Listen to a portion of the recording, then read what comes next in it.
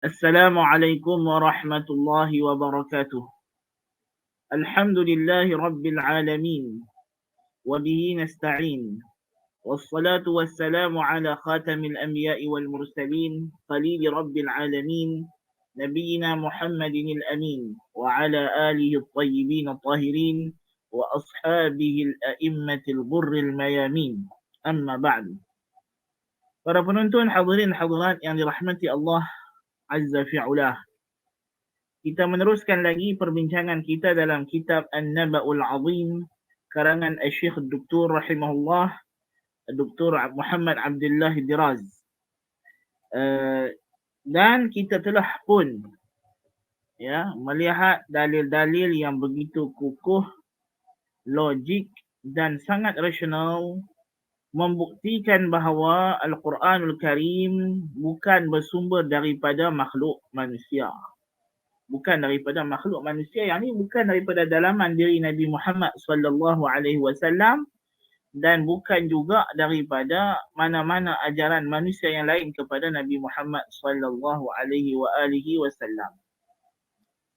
Jadi kata pengarang rahimahullahu taala, wal an qad jawazna bika hatainil marhalatayn min al-bahth وأريناك أنه لا يوجد للقرآن مصدر إنساني لا في نفس صاحبه ولا عند أحد من البشر، وأن كل من حاول أن يجعل هذا القرآن عملا إنسانيا أعياه أمره وأقام الحجة على فشله باضطرابه ولجاجته وإحالته ومكابرته. فقد وجب علينا أن ننتقل إلى المرحلة الثالثة لنبحث عن ذلك المصدر في أفق خارج من هذا الأفق الإنساني جملة، وألا نقف بالقرآن حيث وقف به الملحدون قديما وحديثا مذبذبين فيهن بين هذين الطرفين يأخذون بأحدهما تارة وبالثاني تارة وبهما مجتمعين تارة أخرى منتقلين هكذا من فاسد إلى فاسد إلى مركب منهما أشد فسادا من كليهما. كلا، فإن العقل يقضي علينا أن نبطل ما أبطله البرهان غير مكابرين، وأن نتابعه في سيره حتى نصل إلى الحق المبين. Dia kata jadi dah sampailah masanya kita dah melepasi dua peringkat yang mana kami telah menunjukkan kepada para pembaca bahawa Al-Quran ini tidak ada baginya sumber kemanusiaan, sumber manusia. Sama ada dalaman yang membawanya ataupun masdar manusia luar yang mengajarnya. So pointnya kita dah jelaskan di sini bahawa Al-Quran tidak ada masdar insani. Dia bukan bersumber daripada akal-akalan manusia, bukan daripada susunan dan kepetahan kata makhluk manusia ini. Ya. Dan ini telah jelas, tidak ada lagi keraguan padanya. Sesiapa yang masih cuba nak pertahan benda ini, maknanya dia pertahan, dia nak menegakkan benang yang basah. Bahkan dia cuba hendak menegakkan benang yang telah dipotong, yang telah putus. Bukan lagi basah, bahkan sudah putus. Sudah tidak bersambung lagi. Bahkan yang sepatutnya kita tidak boleh terus mengikut rentak orang yang ilhad, yang enggan, yang menyimpang daripada kebenaran, yang setiap masa duk asyik kalau mereka tak kata Quran ni rekaan Muhammad, mereka kata orang ajak. Kalau mereka tak kata orang ajak, mereka kata Muhammad reka. Kadang-kadang mereka kata dua-dua. Kadang-kadang campur dua-dua, jadi batil lebih dahsyat lagi. Sedangkan sepatutnya kita bila dah dalil kata Quran ini tidak ada sumber luaran dan sumber dalaman daripada kalangan manusia, baik yang bawa Quran itu maupun orang sekelilingnya, tidak ada mereka ini yang layak dikategorikan ataupun dihukum sebagai sumber bagi Al-Quran, maka kita tidak kena akui perkara itu bahawa Al-Quran bukan datang daripada manusia. Maka kita kena cari sumber daripada mana Quran ni main. Ya. أما هؤلاء الملحدون فإنهم ما قعد بهم عن متابعة البحث زعموا إلا رعايتهم لحرمة السنن الكونية ومحافظتهم على الأسباب العادية التي يصدر عنها كلام الناس في معقولهم ومنقولهم، فقد أبى عليهم وفاؤهم لهذه العلوم الطبيعية أن يقتحموا حدودها ويخرجوا إلى التماس شيء لا تناله أعينهم ولم يجربوا مثاله في أنفسهم. وأنت قد عرفت أن هذا الذي ظنوه وفاء بطبيعة الأشياء قد انقلب بهم إلى ضده، إذ خرقوا في سبيله السياج الطبيعي للعقل الإنساني وللواقع التاريخي، فجمعوا المتناقضات وغيروا معالم التاريخ وأرهقوا طبائع الأشياء فحملوها ما لا تطيق. فأي عاقل يرضى أن يقف موقفا كهذا ينصر فيه عادته بإهدار عقله؟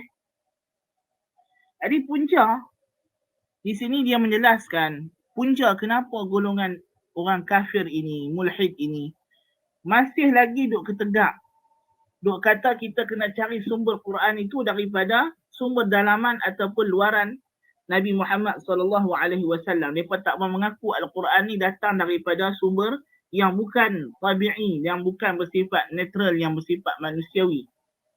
Kenapa? Tidak lain tidak bukan mereka mendakwa kerana mereka setia kepada prinsip ilmu kononnya. Ini adalah masalah ilmu sains barat. Ya. Kita kena faham ya. Sains bukanlah sesuatu perkara yang muhayid, bukan sesuatu perkara yang kita panggil bersifat objektif pada matlamatnya, pada sifatnya. Bahkan sains ini dia dipengaruhi oleh falsafah yang memandunya. Kita ada sains dan kebiasaan dalam kehidupan sehari-harian kita hanya berinteraksi secara langsung dengan sains dan kita tidak berinteraksi dengan falsafah sains secara langsung, jaranglah. Tetapi hakikatnya ilmu sains dipandu oleh falsafah sains. Dan falsafah sains barat hari ini berpijak kepada falsafah naturalisme, falsafah tabi'aniyah yang melihat semua benda, semua fenomena dalam alam ini mestilah dijelaskan berdasarkan sebab-sebab materialnya sahaja yang boleh dicapai dengan panca indera yang zahir dan mengenepikan panca indera yang batin dan mengenepikan sebab-sebab yang bersifat metafizik. Dalam sains hari ini, mereka mendakwa bahawa sesuatu yang ada unsur metafizik tidak sains, bukan ilmu. Kalimah sains itu sendiri, hadirin hadirat, para penonton, para pendengar, asal makna sains itu ialah ilmun, knowledge, ya, pengetahuan, ya, ilmu. Ya. Tetapi orang barat hari ini bila mereka sebut sains, mereka khususkan kepada sains tajribi ataupun kita panggil al-ulum at-tajribiyah.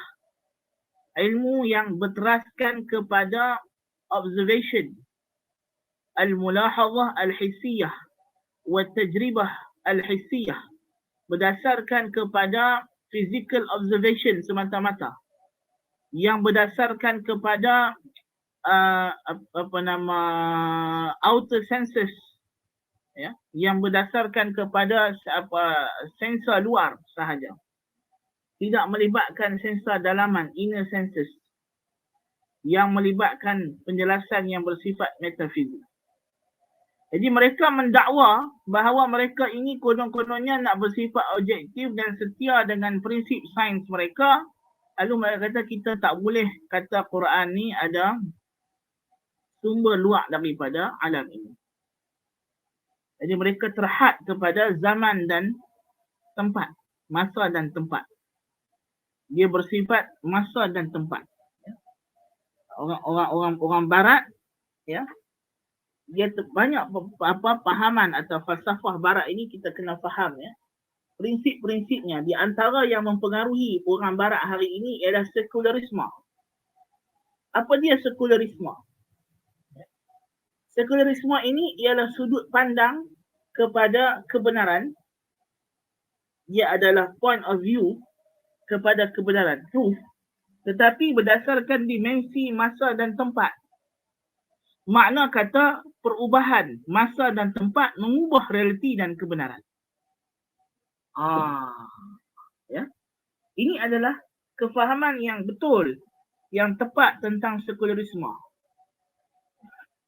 Sekularisme bukan sekadar memisahkan agama daripada politik, bukan sekadar memisahkan agama daripada urusan keduniaan, tetapi dia adalah sudut pandang yang membawa seseorang itu melihat realiti itu boleh berubah dengan berubahnya masa dan tempat.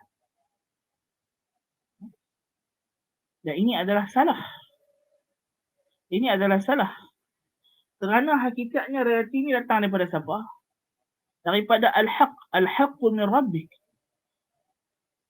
The truth comes from your God. Kebenaran datang daripada Tuhan. Dan Tuhan tidak berubah dengan berubahnya masa dan tempat. Jadi, golongan sekular, bagi mereka di sana tidak ada apa yang disebut sebagai the objective truth. Kebenaran mutlak. Al-haqiqah al-mutlaqah ini tidak ada. Setiap benda boleh berubah mengikut suasana masa dan tempat. Dan ini adalah menyebabkan kita tengok di barat agama mereka berubah setiap hari. Berubah mengikut tuntutan hawa nafsu manusia. Kalau dulu gereja menentang LGBT, menentang golongan homoseksual, hari ini berubah. Kalau dulu gereja ada yang menolak abortion, pengguguran bayi tak suka-suka, hari ini ada gereja yang menyokong. Itu semua kerana mereka melihat bila keadaan masyarakat berubah, maka kebenaran juga berubah. Hukum Tuhan juga berubah. Inilah sekularisme. Ya. Yang melihat kebenaran berubah mengikut dimensi zaman dan tempat, iaitulah alam ini. Dan mereka menghadkan sudut pandang mereka kepada alam. Disebabkan itu, mereka menghadkan sudut pandang mereka kepada alam. Dan ini adalah agama kufur yang membezakan dengan Islam. Sebab itu kata Rib'i bin Amir radhiyallahu anhu kepada panglima perang Parsi, dia kata, linukhrijal ibad, kami datang ni, linukhrijal ibada min ibadatil ibad ila ibadatillahi wahdah. Untuk mengeluarkan daripada penyembahan makhluk kepada menyembah Allah Ta'ala semata-mata. Wa min juril adyani ila adlil Islam, dan daripada kezaliman agama-agama buatan manusia kepada keadilan Islam.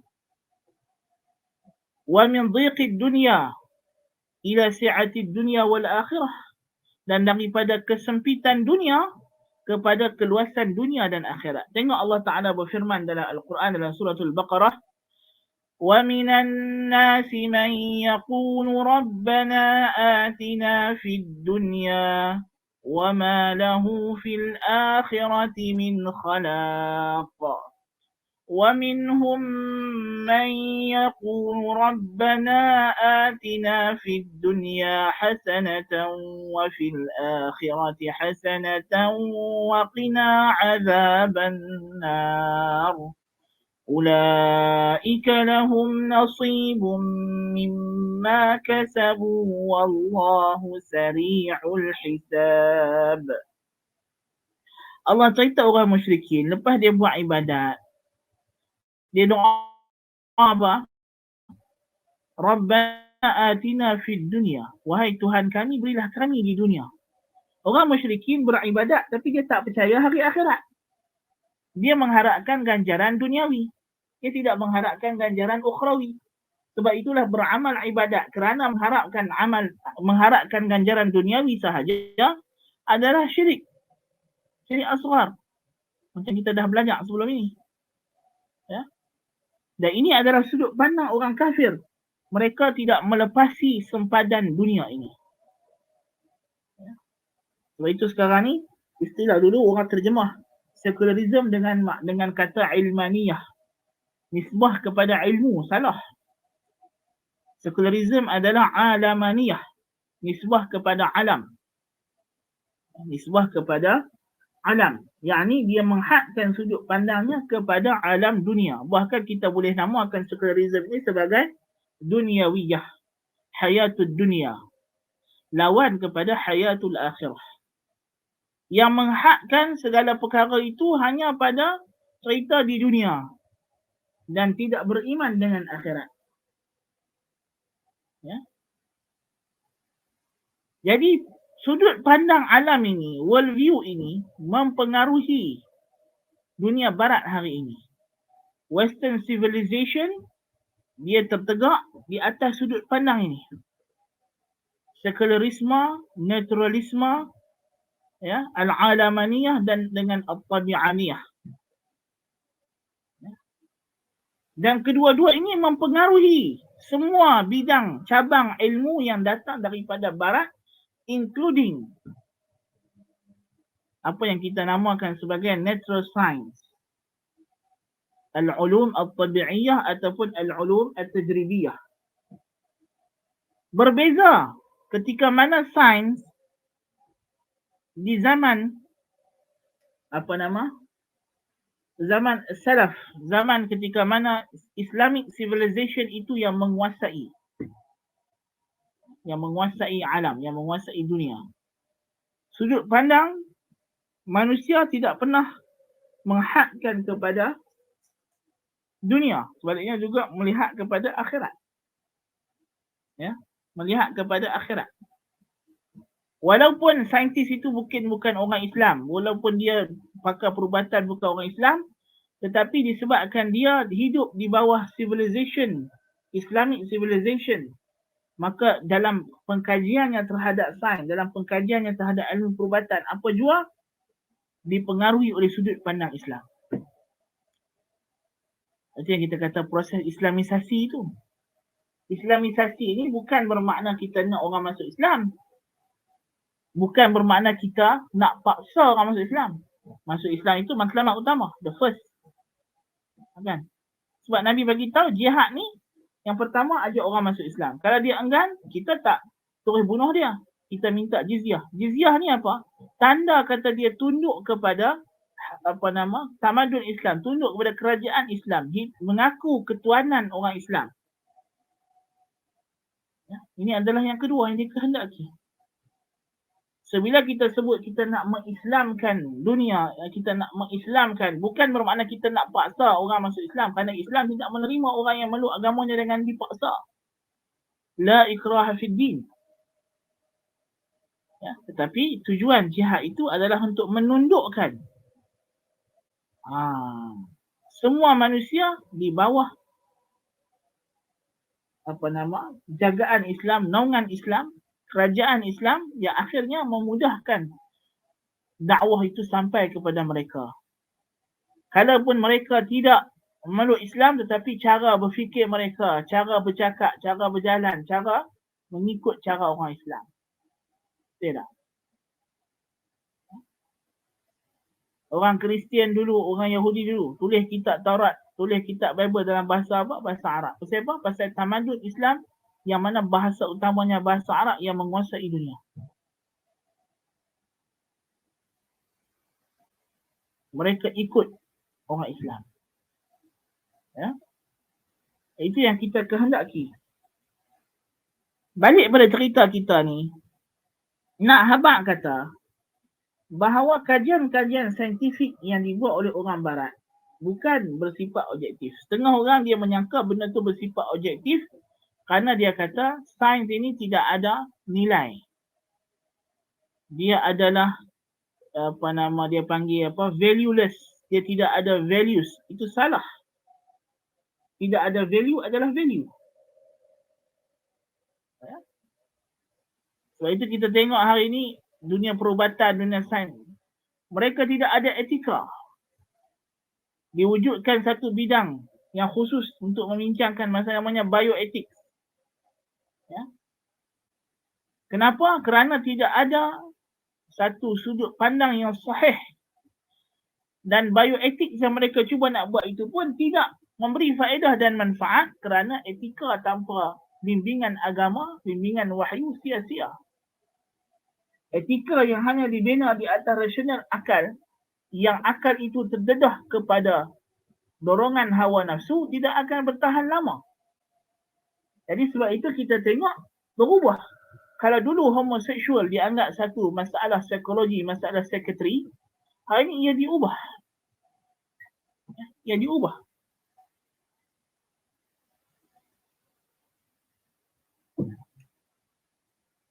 Ya.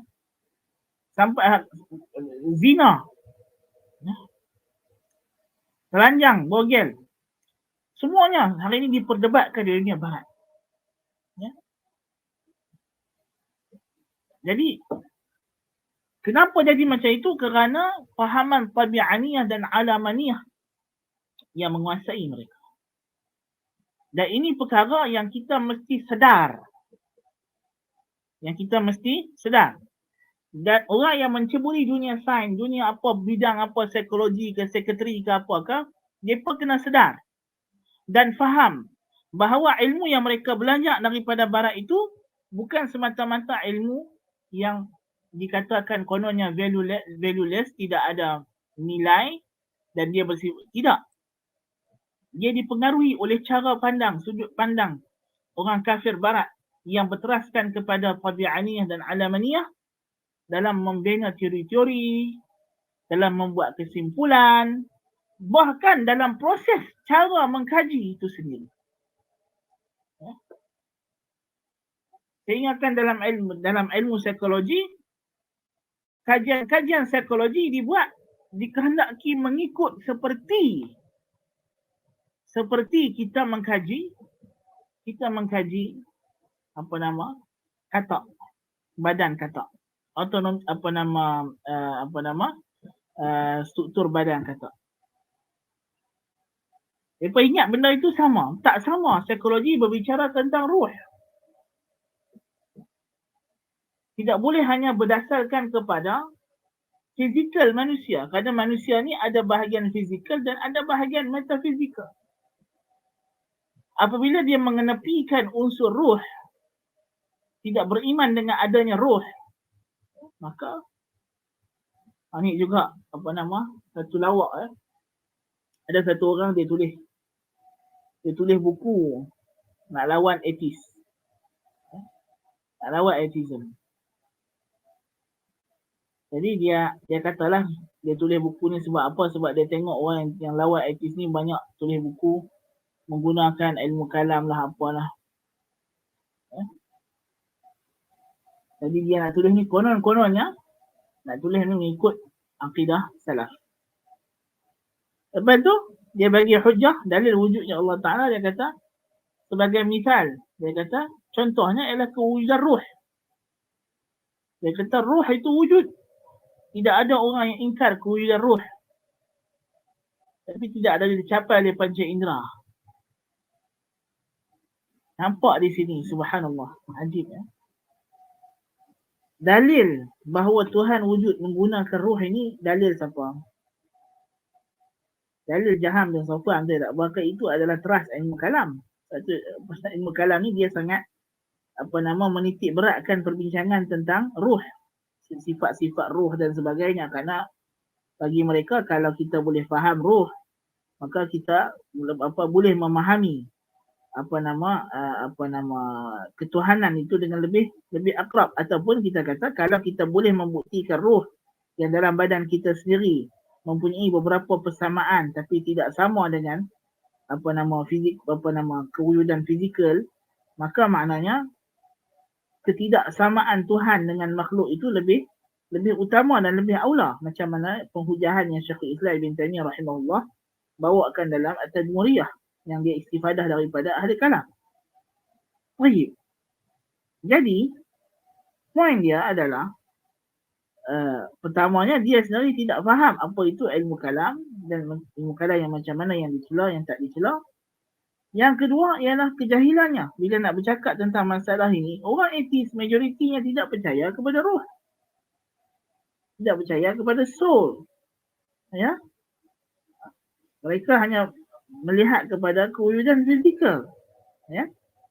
Jadi Macam mana you nak lawan atheist sedangkan you sendiri tidak tahu pemikiran mereka, tidak tahu apa yang mereka anuti. Ya? Jadi ini adalah satu bahaya kepada dakwah Islamiah, bahaya kepada akidah umat Islam. Mengingat berlaku satu peristiwa yang masyhur masa kami di Universiti Islam Madinah dulu. Ada seorang pelajar terjebak ke dalam syubhat atheism. Punca dia terjebak dalam syubhat atheism ini dia kerana dia rasa mentang-mentang dia adalah pelajar syariah, dia pergi masuk ke ruang-ruangan chatting perdebatan antara dengan golongan-golongan etis inilah. Ya. Akhirnya lama kelamaan dia sendiri termakan syubhat, dia tak jawab syubhat, dia termakan dengan syubhat. Ya. Jadi bila dia kawan-kawan dia dapat tahu macam itu, mereka nak tolong dia. Dia bawa dia pergi jumpa satu syekh, satu guru alim. Yang mungkin alim itu alim dalam bidang apa kita tak tahu. Tapi alim ini gagal, dia tak boleh jawab. Dia tak boleh jawab syubhat yang dibawa oleh. Maka akhirnya dia terus berterusan dalam keraguannya dan na'udzubillah min dzalik. Jadi tidak berjaya nak merawat. Jadi ini adalah di antara pengajaran yang kita kena ambil bagi orang yang nak menceburkan diri dalam dunia dakwah. Dia mesti ada kemantapan, mesti ada preparation, mesti ada pengetahuan yang mendalam supaya dia tidak, yang pertama ialah kita tak boleh suka-suka hati mendedahkan diri kita kepada syubhat. Syubhat ini bukan untuk dicari tuan-tuan dan puan-puan. Syubhat ini kalau datang, kita lari, kita tolak. Tapi bukan untuk kita pergi cari syubhat dengan sengaja kita pergi mendedahkan diri kita kepada syubhat. Ini adalah bahaya. Ini adalah dilarang sama sekali kerana keselamatan dan kesejahteraan tidak ada yang boleh menandinginya. Ya. Tetapi kita kena tahu jikalau syubhat itu berada di sekeliling kita.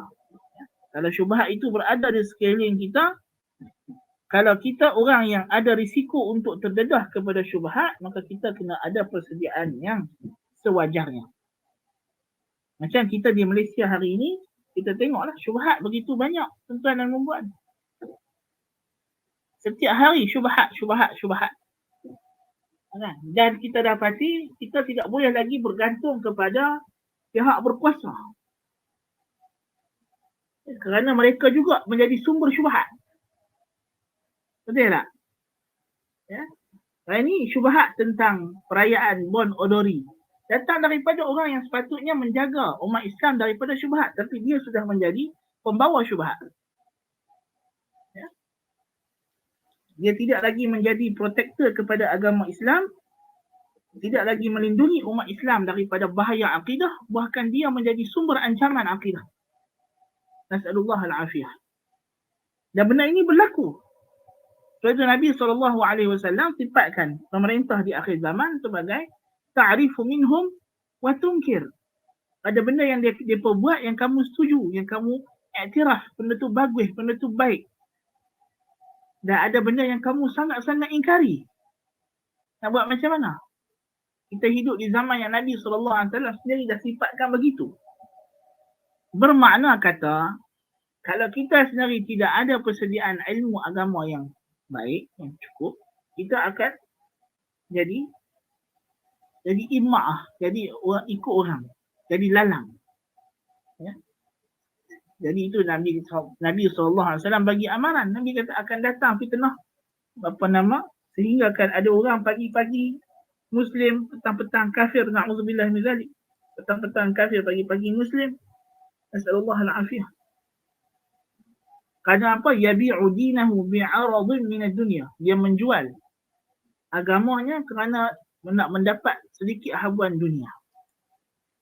Jadi kita hidup di zaman yang macam ini, di tempat kita pula di Malaysia ini, yang memang penuh dengan keraguan terhadap Islam. Nas'alullah al-afiyah. Kita perlu ada kemantapan. Perlu ada kita kata apa? Persiapan, persediaan yang sewajarnya. Ya. Jadi ini di antara perkara yang apa nama kita kena ambil perhatian, ya. Jadi nak bagi tahu kata, ya, ilmu di barat ini, yang hari ini ilmu sains ke ilmu psikologi ke apa ke, dia tidak bersifat objektif, tapi dia ada kecenderungan kepada falsafah tertentu, dan falsafah itulah yang mempengaruhi dan memandu setiap gerak-geri ilmu tersebut. Dari segi prosesnya sampailah kepada natijahnya. Ini hakikat yang kita kena fahami. Jadi kita jangan terpedaya. Apa saja yang datang daripada barat bagus, objektif. Ini bukan benda agama, dia kata. Setiap produk mereka ada agama. Kerana agama mereka bukan lagi Kristian, bukan lagi Yahudi, tapi agama mereka adalah agama syahwat, agama hawa nafsu. Apa sahaja boleh jadi agama mereka, boleh jadi ideologi mereka. Nasallallahu al-afiyah. Okay? Jadi dalam, sebab tu di sini penulis kata, ya, kerana nak menjaga sebab-sebab adiyah, sebab-sebab yang bersifat adat, sebab-sebab yang bersifat fizikal ini, mereka ini sanggup mengenepikan akal yang waras. Ya? Sebab itu, kan, orang etis ni tak logik, tuan-tuan. Dia tengok komputer, dia tengok basikal, dia tengok mikrofon. Semata-mata dia tengok, dia tahu ada orang yang buat. Kalau kita kata mikrofon ni jadi sendiri, tak tahulah saya lungguk-lungguk besi hari tu dalam store, tiba-tiba lepas 10 tahun saya buka store, tengok-tengok jadi mikrofon. Mampu dia tak percaya, tuan-tuan. Orang etis kita bawa tunjuk ke dia ni, tengok saya ada handset. Oh, dia kata you beli handset, siapa buat handset ni? Tak ada, jadi sendirilah. Kan? Itu saya dekat rumah saya tu ada besi, kita buang kan dalam tong sampah. Kemudian lepas 1 minggu saya buka tong sampah, tengok itu besi semua sudah hilang, saya jadi telefon. Jadi sendiri. Dia percaya ke tak percaya, Ustaz? Dia nanti tuduh kita gila. Kan? Tetapi alam yang begini besar, alam yang begini luas, yang begini hebat, tubuh badan manusia, sel kita, DNA kita, RNA kita yang begitu rumit, dia kata jadi sendiri, dia kata kebetulan, dia kata natural selection yang berubah secara rawak, random, blind, unguided, ya, berubah mutation. Random, blind and unguided mutation. Semua ni berlaku kerana mutasi secara rawak. Tuk-tuk jadi manusia. Tuk-tuk jadi sekian. Subhanallahil azim. Masuk akalkah orang yang beriman dengan teori Darwin, beriman dengan Subhanallahil azim? Mereka mengabaikan logik mereka sendiri hanya kerana tak mau mengaku bahawa alam ini ada designer, ada yang menyusun, ada yang mereka, ada pereka yang agung, yang maha bijaksana, yang maha berkuasa, yang maha berpengetahuan, yang maha mengetahui, yang maha melihat, maha mendengar, maha bijaksana. Mereka tidak mahu mengaku perkara itu, yang mana tentulah bila disebut tentang mereka itu akan balik kepada kewujudan Tuhan bagi alam ini. Hanya kerana tidak mahu mengaku ada Tuhan, mereka sanggup menolak kewarasan akal. Dan inilah yang berlaku juga dalam kes Al-Quran Al-Karim ini. Hakikatnya mereka sudah tidak mahu lagi meyakini Tuhan. Kenapa tak mahu meyakini Tuhan? Kerana mereka nak lari daripada syariat. Kerana mereka nak lari daripada syariat. Tetapi ironinya tuan-tuan dan puan-puan, orang barat, dia tak mahu hidup di bawah kongkongan syariat Tuhan. Kerana alasan mereka telah ditindas oleh gereja bertahun-tahun lamanya atas nama syariat Tuhan. Tetapi kita tengok hari ini mereka hidup dengan undang-undang buatan manusia, ditindas, dihina, dizalimi.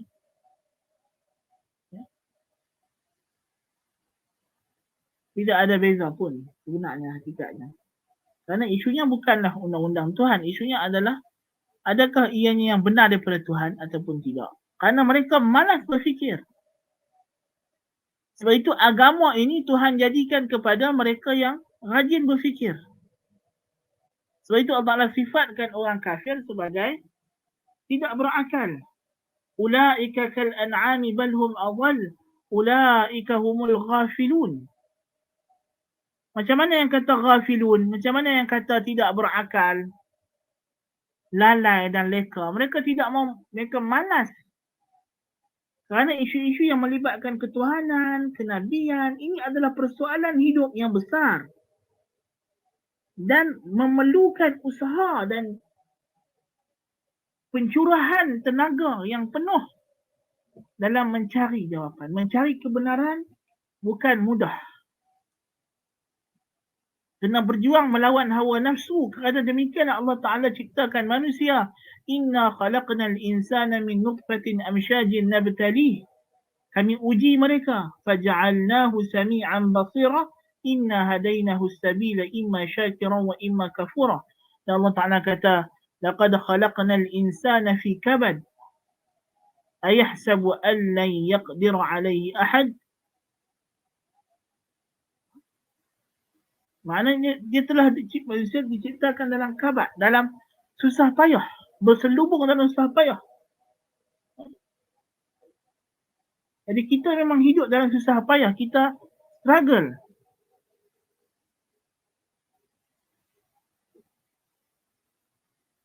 Innaka kadihun ila rabbika kadhan famulaqih. Kena ada al-kadhu. Ya? Ini di antara perkara yang kita kena sedar itu hakikat. Kita nak dapat gaji cukup bulan pun bukan boleh kita goyang kaki tuan-tuan dan puan. Kita kena struggle. Kena bersusah payah. Nak dapat ilmu, nak mengajar ilmu, semuanya perlu bersusah payah. Bukan benda yang boleh senang. Untuk saya boleh mengajak tuan-tuan pada hari ini. Bukan sekadar boleh baca buku sejam, 2 jam tadi ataupun seminit, 2 minit lepas. Ini memerlukan proses pembelajaran daripada tadika sampai habis degree. Sambung lagi master dan seterusnya dan seterusnya. Pembacaan yang tidak berhenti. Nak boleh mengajak satu buku halus ni, bukan boleh baca buku halus ni sahaja. Kena reconnect balik segala ilmu-ilmu yang kita belajar daripada kita kecil sampai kita sekarang ini. Ya? Tidak ada dalam dunia ni benda yang mudah. Tidak ada rezeki yang datang bergolek. Ya? Demikian juga bila kita nak dapat kebenaran. Jangan ingat kebenaran itu boleh datang dengan kita goyang kaki. Sebab itu Nabi SAW sifatkan orang yang sesat ini, golongan anti hadis, Nabi sifatkan apa? Dalam keadaan yang kenyang, duduk bersandar di sofanya. Subhanallah. Tengok betul-betul yang Nabi sifatkan.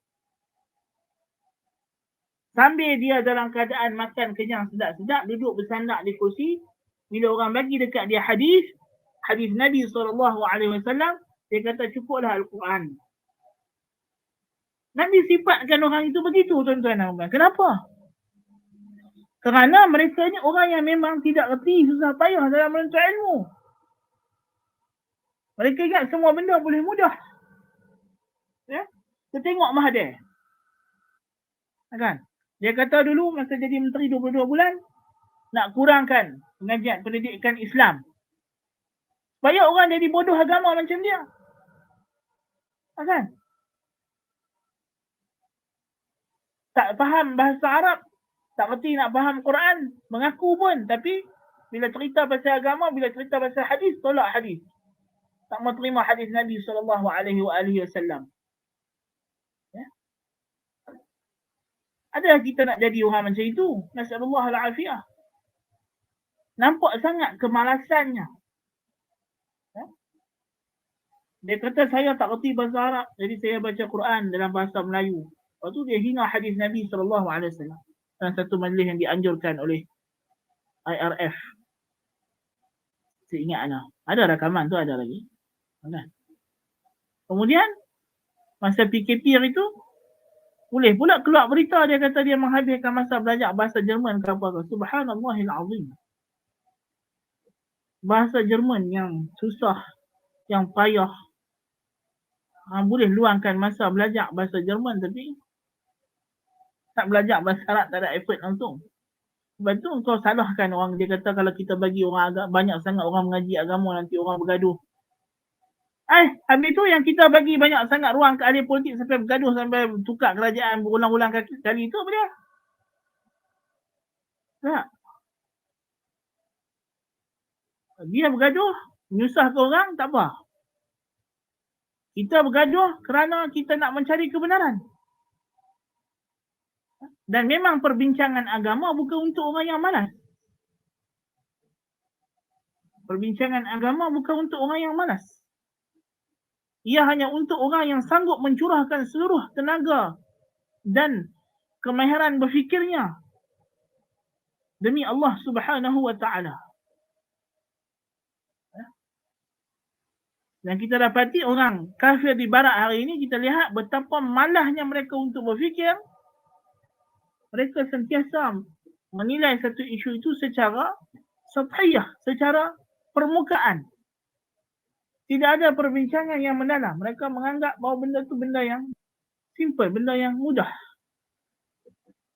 Tengoklah orang yang memeluk Islam, bagaimana dalam rangka mereka nak memeluk Islam. Adakah mereka dengan memanglah masa saat hidayah tu jadi mudah. Tapi sebelum itu, hidayah al-irsyad yang mereka curahkan, yang mereka ikut. Mereka curahkan segala panca indera mereka untuk mengikut hidayah irsyad. Sehingga bila datang hidayah at-taufiq, begitu mudah mereka menerima agama Allah Ta'ala. Kita selalu duk baca cerita yang tentang hidayah taufiq itu. Cuba perhati tentang hidayah irsyad itu. Bagaimana struggle dia, strive dia untuk mencari kebenaran. Subhanallahil azim. Tapi kalau kita rasa kita boleh duduk di rumah goyang-goyang kaki, buat pekak telinga, buat tak heran orang mengajak ngaji, jangan harap kita akan dapat. Kita diberi hidayah taufik oleh Allah Ta'ala sebagai ganjaran atas kita mengikut hidayah ad-dalalah wa irsyad.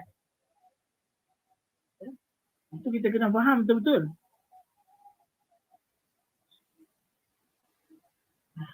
Jadi kita tengok orang kafir barat ini, betapa mereka kerana nak mempertahankan manhaj metodologi naturalism mereka, mempertahankan falsafah tabi'aniyah mereka, natural filosofi mereka, mempertahankan sekularisme alamaniyah mereka, mereka enggan berganjak dalam mencari sumber Al-Quran ini daripada sumber-sumber yang bersifat alam dan tabiat. Sedangkan benda itu berlawanan dengan akal manusia yang waras. Kerana akal sentiasa mencari yang di sebalik apa yang dipanca indera. Itulah fungsi akal, tuan-tuan. Fungsi akal ialah untuk beriman dengan benda ghaib. Bukan untuk beriman, bukan untuk percaya dengan apa yang nampak. Waktu ulama mantik dia kata ilmu ni, manusia ni ilmu dia ada ilmu husuli dan ilmu huduri. Dan ilmu mantik disebabkan dia adalah ilmu yang berkaitan dengan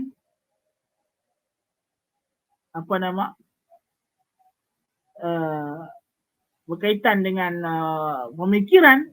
Dia tidak bincang ilmu yang bersifat benda itu hadir, yang boleh disentuh oleh panca indera.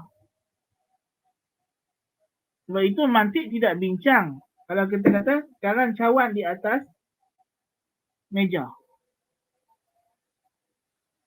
Bagi saya yang melihat cawan di atas meja, saya tidak perlu kepada pemikiran untuk melihat benda, untuk beriman dengan benda ini. Yang perlu pemikiran ialah tuan-tuan yang tak nampak cawan di atas meja saya ini. Ya? Adakah cawan di atas meja adalah sesuatu yang logik atau tidak logik? Itu memerlukan ta'akulan akal dan sedikit pemikiran. Ya? Karena benda itu tidak hadir depan tuan-tuan. Ya? Subhanallah. Naam. Jadi nak cerita kata, orang kafir ni macam mana Allah sifatkan mereka dengan tidak menggunakan akal, lebih teruk daripada binatang. Memang itu adalah realiti. Itu memang adalah hakikat. Dan itulah punca mereka tidak mendapat hidayah daripada Allah Subhanahu wa taala. بل الحق أن هناك مانعا آخر يعوقهم عن متابعة السير معنا ولكنهم يكتمونه عنا كبر في صدورهم أن يعطوا مقادتهم لإنسان جاءهم من فوق رؤوسهم يزعم أنه رسول الله إليهم فيأمرهم وينهاهم ويستوجب الطاعة عليهم ثم هو على ذلك يواجههم بالحقائق المرة فيحول بينهم بين ماض هم به مستمسكون وهوى هم له عابدون بل جاءهم بالحق وأكثرهم للحق كارهون. Dan ini yang betul. Kenapa mereka tidak mau guna akal? Selain daripada mereka malas, mereka juga sombong. Kata-kata benar di sini, bahkan yang haknya di sana ada penghalang yang lain. Yang menghalang mereka mengikut Rasul ini, iaitulah kesombongan dalam dada mereka. Sebab itu Allah Ta'ala kata, bal ja'ahum bilhaqqi wa aktharuhum lilhaqqi karihun. Datang kepada mereka kebenaran, tapi mereka tak suka kebenaran. Kenapa mereka tak suka kebenaran? Karena mereka sombong, mereka tak terima. Datang satu laki-laki yang tak siapa-siapa, tiba-tiba mendakwa kata kita wajib taat kepada dia. Ya? Dan dia yang bawa arahan Allah Subhanahu wa taala. Dan demikianlah orang kafir, orang ateis. Punca mereka terus mengingkari kebenaran yang sangat jelas, yang sangat logik tentang kewujudan Tuhan, tidak lain tidak bukan kerana sombong. Sombong untuk beribadat kepada Allah Subhanahu wa taala seperti sombongnya Firaun. Ya? Firaun mendakwa dirinya ana rabbukumul a'la. Firaun tidak dakwa dirinya Rabbul Alamin. Firaun tidak kata dia yang mencipta langit dan bumi, tidak. Tetapi dia kata ana rabbukum, aku Tuhan kamu yang paling tinggi. Yakni dalam negeri ini aku adalah yang tertinggi, yang aku tidak perlu terikat kepada peraturan yang lain. Aku yang buat peraturan. Aku yang kata halal, aku yang kata haram. Aku sendiri tidak boleh dikata kepada aku kamu boleh buat ini, kamu tak boleh buat itu. Itu maksud Firaun. Rujuklah tafsir. Firaun bukan mengaku dia Tuhan yang cipta alam, cipta langit, cipta bumi. Tak. Rabbukum di sini dengan makna pembuat hukum yang menentukan undang-undang. Kan? Dari segi ubudiyah, peribadatan. Makna kata kamu kena sembah aku. Aku tak payah sembah siapa-siapa. Itu maksud dia nak kata. Dan dia tak boleh terima bila Nabi Musa AS datang bagi tahu kata dia juga kena sembah Allah Subhanahu wa taala. Dia juga terikat dengan peraturan dan undang-undang. Dia tak boleh memerintah rakyat dia mengikut kehendak dia, tapi dengan kehendak Allah Subhanahu wa taala. Yang ni yang Firaun tak boleh terima. Subhanallahil azim. Jadi orang ateis hari ni pun sama juga. Yang mereka enggan mengakui kewujudan Tuhan itu ialah kesan daripada mengaku wujud Tuhan. Kesan berikrar dengan rububiyah ialah melazimkan uluhiyah, melazimkan ubudiyah. Yakni kita kena patuh kepada Tuhan ini, undang-undangnya. Apa yang dia kata halal, apa yang dia kata haram, kita kena ikut. Kita kena lawan hawa nafsu kita. Tinggal apa yang kita suka, apa yang kita berkenan, kita kena ikut, follow arahan. Instruction. Yang ini yang sebenarnya mereka tak ada terima. Kesombongan inilah yang menghalang mereka daripada beriman kepada Allah Subhanahu wa taala. Jadi kata pengarang,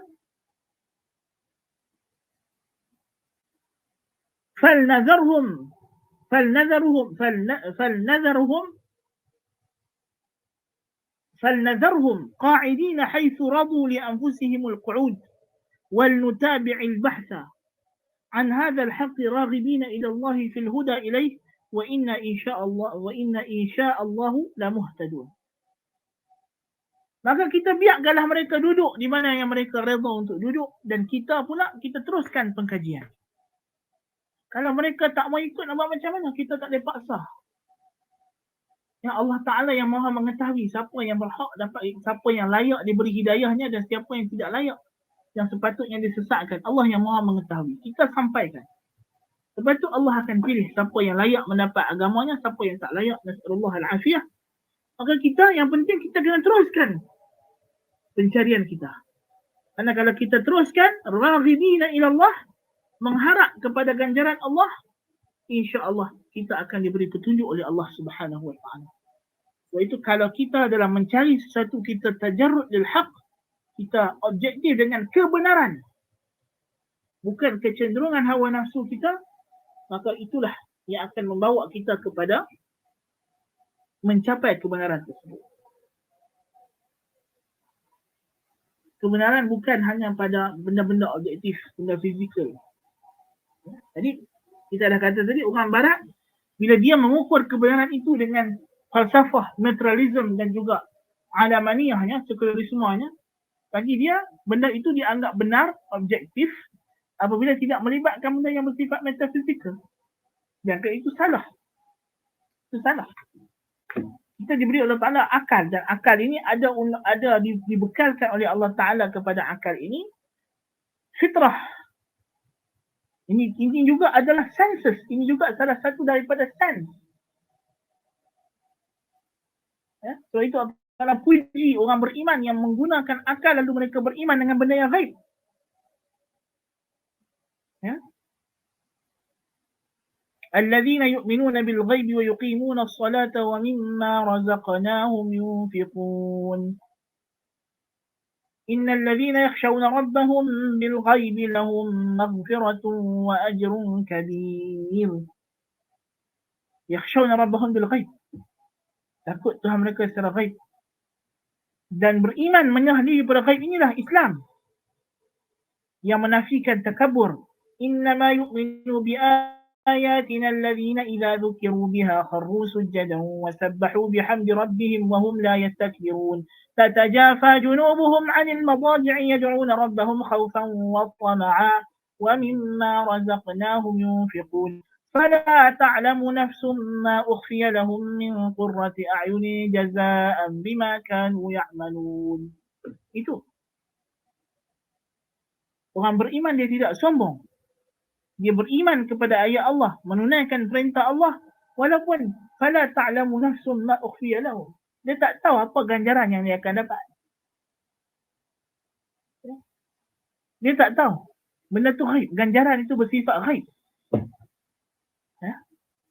Kita kalau mengharap ganjaran habuan dunia, kita akan putus asa di tengah jalan dalam mencari kebenaran. Karena kebenaran tidak bersifat fizikal.